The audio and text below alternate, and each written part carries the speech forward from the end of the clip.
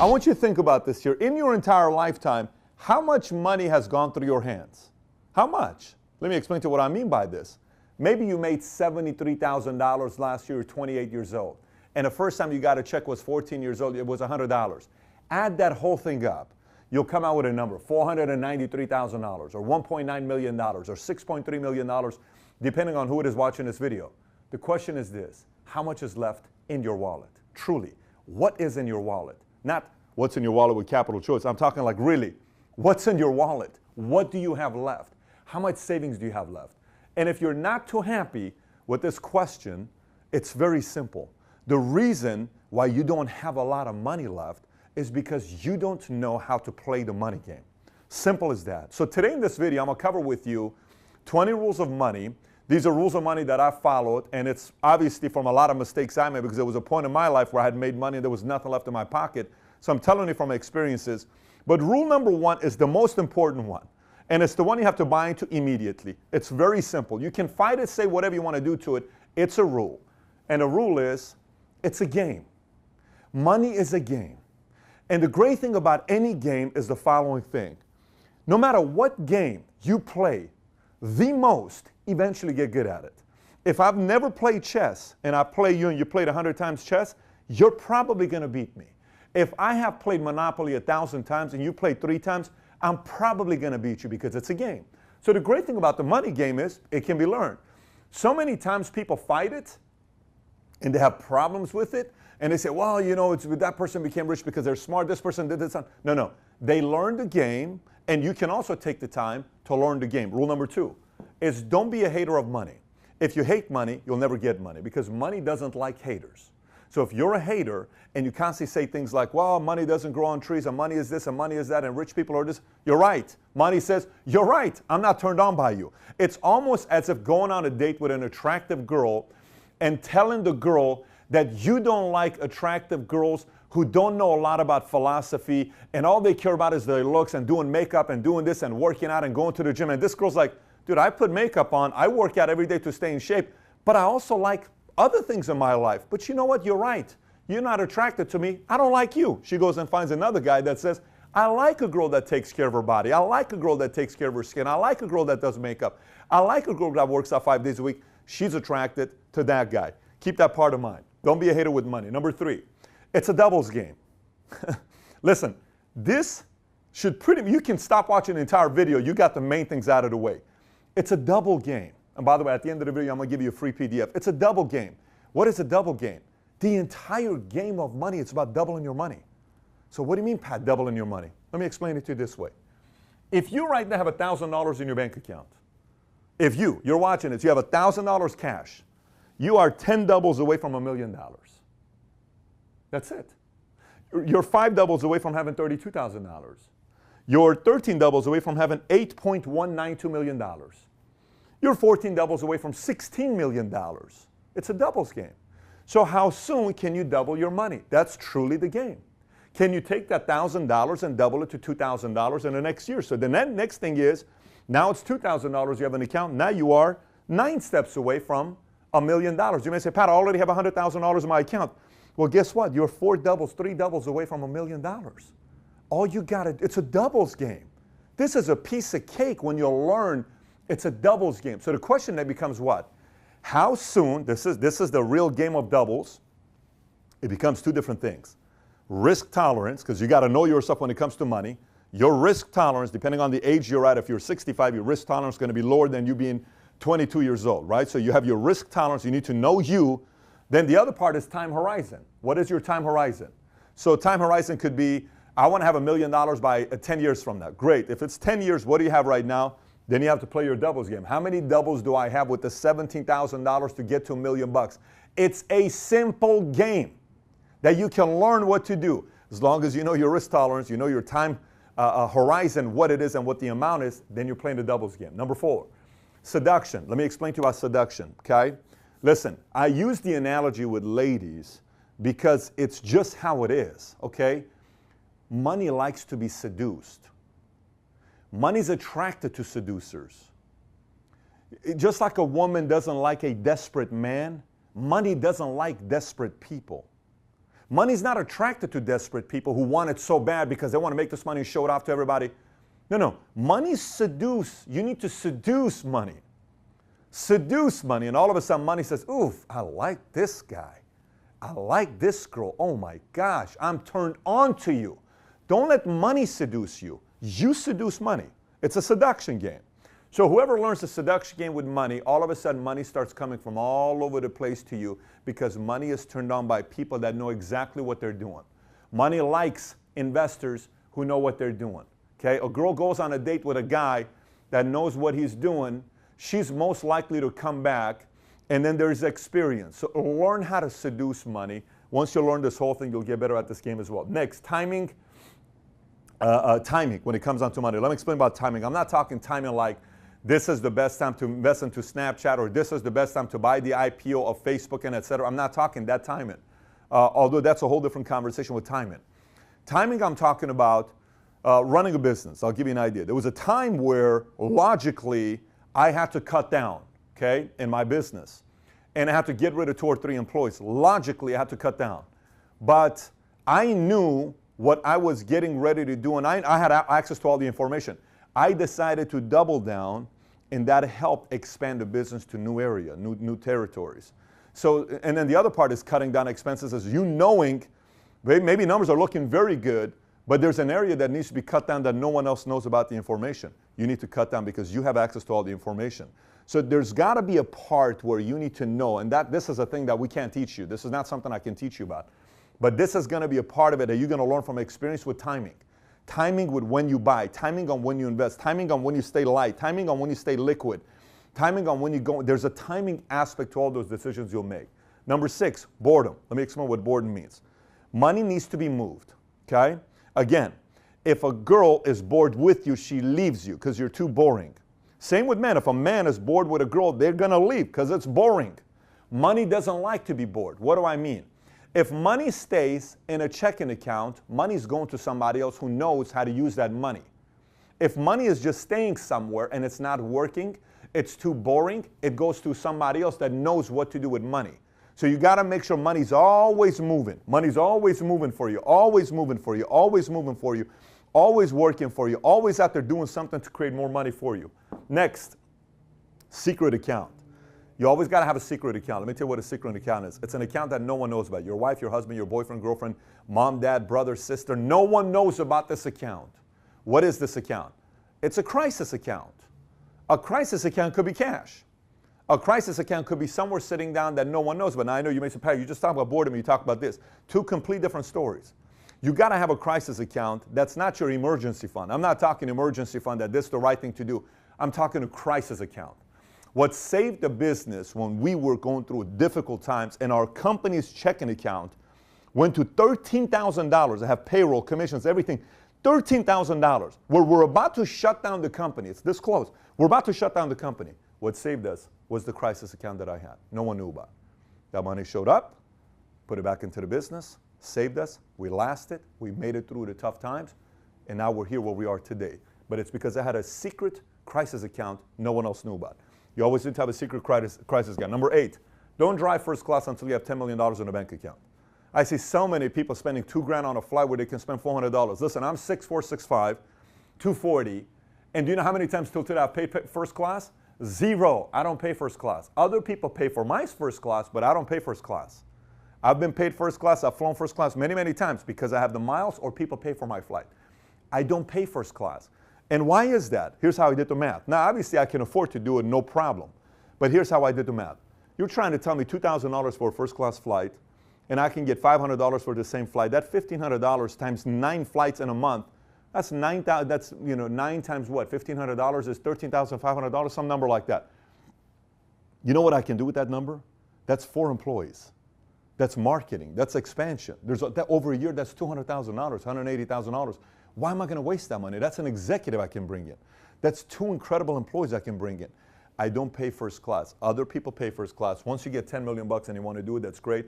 At that point, you may want to get yourself a private jet, but don't fly first class. Next, comp plan. Let me explain to you what I mean by comp plan. So no matter what country you live in, okay, I get emails from 100+ countries around the world, and Some of you guys and I talk through your communistic system, how you're upset, and you ask me what to do, and I tell you if it's not going to change, you have to leave. You have to leave a communistic regime you're a part of. Some of you are in socialistic places, France, taxes, Spain. You're upset with the taxes being at where it's at, and I tell you, if you don't see the horizon changing, you need to adjust. But regardless of where you're at, rule number one about your comp plan. Your comp plan of whatever country you live in is your taxes. Study how you get taxed because that's your comp plan. And let me explain to you why the comp plan in America does so well. A lot of people say things like this. They'll say, you know what? I can't believe the tax structure in America benefits business owners. And you know, why is it that they benefit business owners? Because business owners create jobs. If you created jobs, we'd give you a tax benefit. If there wasn't a tax benefit, an incentive for business owners, then who's going to create jobs for all these millions of people that need jobs? So you may say, well, Pat, if the incentives for business owners, shouldn't I be a business owner? Yes. Every single episode's about you becoming an entrepreneur. Yes, you ought to be a business owner. You ought to be an entrepreneur because it benefits you in your comp plan. It benefits you in your comp plan. And position yourself properly by knowing what your comp plan is. Rule number 10, end of the world mentality. Listen, CNN, MSNBC, Fox, Susie Orman, Dave Ramsey, whatever these names you want to go through, all of these names, put them all together. You know what they get paid to do? They get paid to sell crisis. Because if it happens, you got to be ready for it. Okay? And so what happens a lot of times is people get afraid. And they think it's the end of the world. And like that 2008 when the market crisis took place, the market went all the way down to 6,000 some, Dow Jones did. Everybody started pulling their money out. It's at $21,000 today, 21,000 points today. Imagine if you left the money in. How much compounding money was lost? Simply because you thought it was the end of the world. Simply because you thought there was a nuclear world that was going to happen all over the world. By the way, let me explain to you. If truly a nuclear war is going to happen, do you really think your money matters? Come on. We're not going to exist. So you got to act as if there's no nuclear war that's going to take place and panic so much when everybody tells you everything. And you got to learn how to manage those times when 90% of the world thinks it's the end of the world. You got to be ready. So how do you do that? Let me explain. I was part of the community that it's always the end of the world until I realized how you become wealthy is during this time. During this time when it's the end of the world, you know who wins? Those who have cash. This is why it's important to have cash set aside. And I'm not talking boredom money. I'm talking cash set aside when it's the end of the world for you to buy stuff. Every time crisis takes place, a lot of people become wealthy. A lot of people become wealthy because everything's on sale. Everything's on sale when there's crisis. People sell their exotics because they can't afford it. People sell their artwork for 1/5 of a price. Homes sell for 1/2 of a price. Investments, all these things is for sale during the time when there's the end of the world type of mentality. So you got to have a strategy for this time. Some say market's about to tank again in the next 2-3 years. I don't know if it is going to tank in the next 2-3 years. Here's what I do know. It's going to tank in the next 20 years, and I'm ready for it. I have to be ready for it because there's going to be opportunities. You also got to be ready for it. Number 11, study your politicians, especially your president. Let me explain to you why. You got to know what your politician in your local community is going to do and what their philosophies are. Here's why you need to know their philosophies. If their philosophy is to do heavy-duty taxing on you, you need to adjust accordingly. If their philosophy is to cut down taxes, you need to adjust accordingly. People ask me, Pat, what am I going to do with Trump? Start a business. Taxes are being cut. Go make your millions of dollars the next 4 years. And if it's 8 years, go make your money. And adjust. Everything's about adjustment. But you can't not know what their philosophies are. You need to know the philosophies of the politicians in your community. Number 12, study smart investors, but don't be too religious about them. Like, for instance, you ought to read everything Warren Buffett's got. Read every single thing Warren Buffett's got. Every single thing. Read any of the books that he's got, go read them. Because what he's going to teach you is his way of thinking, his mindset. He's going to teach you the way he's thinking. Like some people said, why did Warren Buffett spend $35 million to buy silver 6 years ago? And why did he all of a sudden, why does he not do any technology and stays away with it? You know, and why does he? These are philosophies. The thing that you got to respect about Warren Buffett, when he says, I don't do technology, he didn't do technology. So he stuck to a philosophy long enough until it worked. Study smart investors. Number 13, play your game. Don't compare. Let me explain. This is extremely problematic to a lot of people because let's just say on this doubles game, you're here. And let's just say your cousin is here. Why are you comparing yourself to him? You need to play your doubles game. Let's say you're here. Let's say your best friend is here. It's not the same game. He's 4 doubles ahead of you. It's not the same game. You just got to make sure you play your game. You can't say, I'm going to play my game at the level of what the other guy's at, because when you do it that way, you make reckless decisions and you lose a double. You don't want to lose doubles. You want to gain doubles. I don't know, I hope I'm making sense to you. You don't want to go backwards, and anytime you focus on this guy, you sometimes go backwards. Focus on your game, focus on your strategies, focus on your time horizon, focus on your risk tolerance, and play according to that game. Your vision may not be to be a billionaire. Your vision may not be to go out there and do something very big. Your vision may not be to be a person that's got 150 million bucks. Your vision may not be to be a decamillionaire. Your vision may be, I want to one day have $2 million. That's all good. Play to that game and put a plan next to it. Play to that game, but don't constantly compare yourself to other people. Okay, next, index. A lot of people say, well, as long as you beat the index. Okay, as long as you beat the index. I am more concerned of beating my goals than I am about beating the index. I'm not worried about beating the index. I'm worried about beating my goals. What is my goal? What is the deadline? I want to beat that number because it's mine. That's what I'm committed to. What is my deadline? I'm committed to this. I'm not committed to the index. I'm committed to this. Maybe I need to do a lot more than what the index is doing, because this is why I'm in business. In business, I can control the amount of growth I'm going to have on my income. I can't control if I'm studying just the index and the index is going 11.9%. I beat it 2.3%, but that's going to take me a long time for me to get over here. No. Play your game. Beat your goals instead of trying to beat the index only. 15, befriend moneymakers. I'll tell you why befriend moneymakers that you trust. If you're around other people that know how to make money, you're going to make money, which is kind of how things work out. If you're around people that know how to make money, you're generally going to make money. If you're around people that don't even know how to make money or don't even make a lot of money, you're not going to make a lot of money. You know, so know who you're going into business with, know who you're doing things with. Sometimes things seem too sweet or sexy and all this stuff, but you don't know the person. I don't touch any of that stuff. It's important for me to know who I'm going to be doing business with. I hire very slowly, very slow. I fire very fast. The moment I'm done with somebody, boom, gone. 4 people we employ, fire in a day, no problem. I can't do this. The tolerance is not in the right place. We can't do this. We need to move on. But I hire slowly, especially the higher up it is. The more I travel with the person to get to know them. Same exact thing when it comes down to here. Whoever you're going to do business with, befriend them. Travel with them. If somebody's extremely wealthy, go to dinner with them. Get to know their wife. See how they're around their kids. Kind of see their standards of living. See their discipline. See their behavior. And then say, I like this person. I like what their friends say about him. I like how his cousin talks. I like how this is a person I can do money and business with. Number 16. Diversification is for absolute sissies, okay? So if you're a sissy and your risk tolerance is very low, it's okay. It's okay to be a sissy. A lot of people are sissies. But if you truly want to create wealth and you're wondering why in your lifetime you've worked for 17 years and you don't have a single penny and you've made $617,000, yet you only have $6,000 to show for it, there's a problem there. There's a problem there. What is the problem? Diversification is a great concept to sell for these expert financial advisors that are playing every single thing safe and all these other things. Yes. Now, for those of you that are watching this and you're 73 years old, diversification may be good for you if you already have hit your goal of $6 million and you're where you're at. You're 62 years old. I respect the fact that you've already hit your numbers. That's solid. Risk tolerance lower, time horizon lower. Okay, you're playing a different game. I'm talking mainly for the people that are in the offensive mode of their lives, that you're trying to get here. Maybe you're around this market. I'm not talking to the people that are here. I'm talking to the people that are here. You're trying to get your doubles to go quickly, faster. If you just rely on diversification, 20, 30, 40 years, well, then you just got to know that it's going to take 40 years. It's going to take 30 years. Maybe. That's if everything goes the way it's supposed to be going. So I don't recommend just relying on diversification to take you to where you want to get to. 17. The game is about leverage. Everything is leverage. Now, let me explain what leverage means. I'm not saying leverage going to debt with everything. I'm not talking leverage like that. I'm talking leverage, period. What could leverage be? Leverage your business. How can you grow your business if you're running a business?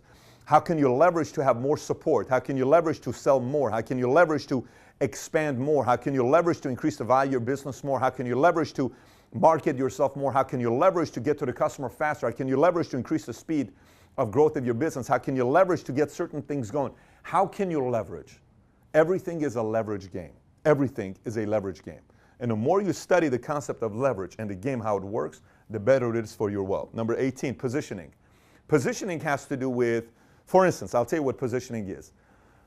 We can do a whole thing on positioning, but I'm just going to give it to you in a shorter sense. Positioning.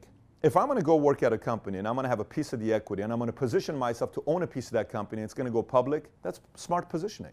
That's very, very smart positioning. Tom over here, who's our president, Tom created his wealth by positioning. He went and positioned himself in certain places and participated in the victory by owning a piece, and he positioned himself. Sometimes it's positioning. Sometimes it's who you're running with. A lot of times people say, wow, you know, I'm making great income with this company I'm at. Yeah, but you haven't positioned yourself here because there's no backing on the equity. So it's positioning. You got to also position yourself here to make sure you're taking care of that part, right? Of course, you got to take care of your credit. You got to have high income, savings, investments, but you got to make sure you position yourself properly as well. Number 19, strategic partnerships. Strategic partnerships. The more you can create an environment, it's kind of similar to befriend moneymakers, but this is slightly different because it's intentional. If you can figure, like what we do with our company, is we have strategic partnerships where a lot of people make money, okay? The more people make money, the more people continue to do business with you if there's strategic partnerships. I have strategic partnerships with $400 billion companies, $200 billion companies, $60 billion companies. I have strategic partnerships with a lot of different companies that benefits them, okay? Strategic partnership increases the value of making money because a lot more people are making money with you when they go into business with you. And last but not least, big check syndrome. Let me tell you what the big check syndrome is. Oh my gosh, I've seen so many people screw this whole thing up, and I'll just explain to you what it is. So for instance, say you are doing a real estate, hypothetically, okay? And all of a sudden you get, this one client wants you to sell their home. It's a $3 million home. I'm just throwing numbers out there. And you go and sell this $3 million home, and the check is $100 and some thousand that you get. And you say, oh my gosh, I made $100,000. And for 2 months, you live as if you made $100,000 in a month. What you don't realize is that $100,000 check in a month, you need to look at it as an $8,300 a month income for that year. That's what that means. It's not $100,000. And I've seen so many people who treat this as $100,000 in a month, and they get cocky, arrogant, all this stuff, and then they go back to right here. And their double goes lower and lower and lower. And they don't realize it's just a big payday. Let me explain. Would you rather have, right now, a $500,000 cash I give you? Watch this question, you're going to answer. Would you rather take a $500,000, okay, given to you, up front I'm going to give you $500,000, or would you rather take an income stream, guaranteed, okay, of $100,000 over 20 years? Which one would you take? $500,000 up front, $100,000 over 20 years. Which one would you take? You know what, believe it or not, most people will say, well, I think the right answer is $100,000. Most people would take the $500,000. Let me tell you why the $100,000 allows you to do more. The $100,000 is $2 million. The $500,000 is $500,000. See, this gives me the opportunity to have a stronger backing to make bigger decisions to get bigger doubles. Now, you may say, Pat, but $500,000, that already puts me here. It's irrelevant if you don't know how to play the money game. It's irrelevant if you don't know how to play the money game. I want high income as well. I want income coming in that feeds my game so I can increase my net worth. This is a very, very important game. So don't get too crazy about big check syndrome and all of a sudden fall for it and lose everything that you got, because it can totally mess up with your net worth and you work all the way back to your doubles. So with that being said, this is what I'm going to do to you. This episode is obviously an episode that people would want to look at on a PDF. So we're going to give you a free PDF, but this is what you need to do. You need to visit patrickbetdavid.com. We'll put the link on the bottom of the YouTube video as well so you can see it. But if you're not here and you're seeing this video in a completely different place, because videos nowadays are being shared everywhere, you can go to patrickbetdavid.com, okay? When you go to the website, the link for this is going to be there. Look for the link. And if you don't see it anywhere, just go on the search on the bottom of my website. Paul, show exactly where the search would be. Type in money, and this would come up. Rules of money, this would come up. Then get the free PDF, print it out, and look at it and start studying which of those 20 rules you follow and you do very well at, and which you don't, and start adjusting to it, and study the areas that you need to do to improve in those games. So with that being said, if you have any questions, any thoughts, any comments, comment on the bottom. And thanks for watching, everybody. Take care. Bye-bye. Hey, thanks for watching this video. Let me make a case to why I believe you need to subscribe to Valuetainment, also join the notification squad. Look, there's 2 ways you can learn about business. One of the ways is go to college, learn a bunch of theories by professors who have probably never ran a business before, or you can watch Valuetainment. ran by entrepreneurs who have built and sold businesses, and you can learn from our mistakes and what we did right. And by the way, I'm willing to bet anybody who goes and takes this boring route versus watches Valuetainment, I'm putting my money, this person who watches Valuetainment is going to beat the person who goes to college. You don't believe me? Test me on this. This is why I'm so certain you need to subscribe to Valuetainment and learn the content so you can also be a successful entrepreneur.